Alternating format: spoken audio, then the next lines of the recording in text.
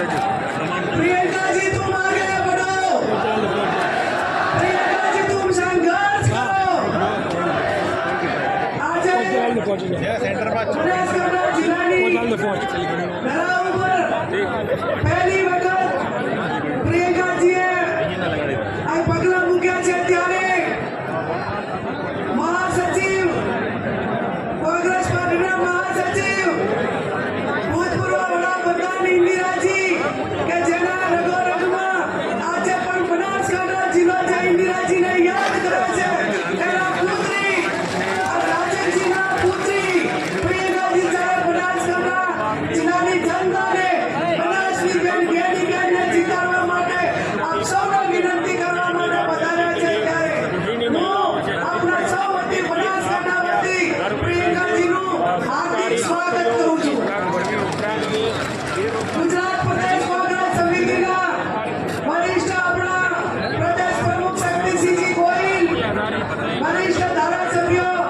આપણા કોંગ્રેસ પાર્ટીના આગેવાનો, વડીલો, યુવાન ભાઈઓ અને સમગ્ર બનાસકાંઠા જિલ્લાના પૂરેપૂરાથી વધારેલા મારા કોંગ્રેસના લાલ વગર જેવા સૌ વડીલો, યુવાન ભાઈઓ અને બહેનો,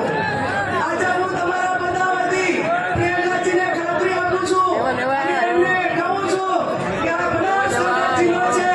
એ તમારા પિતાશ્રીએ ત્રણ દુષ્કાળ પડ્યા હતા ત્યારે ગામડે ગામડે ફરીને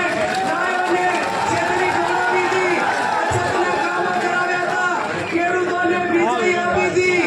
શિક્ષણની વ્યવસ્થા કરી હતી, મારા બાર વિસ્તારમાં પીવાનું પાણી નહોતું પણ ડીસાથી કરીને માણસડી સુધી પાઇપલાઇનો નાખીને મારા તાલુકા અને જિલ્લાના લોકોને પાણી પૂરું પાડ્યું હતું ત્યારે હું તમારા બધા વતી ખાતરી આપું છું પ્રિયંકાજી આજે તમે બનાસકાંઠાના મહેમાન બન્યા છો અને બનાસકાંઠા જિલ્લો એ આ વખતે કોંગ્રેસ પાર્ટીને આશીર્વાદ આપી બનાસની બેનને જીતાડીને આ લોકસભાની સીટ એ તમને ભેટ આપશે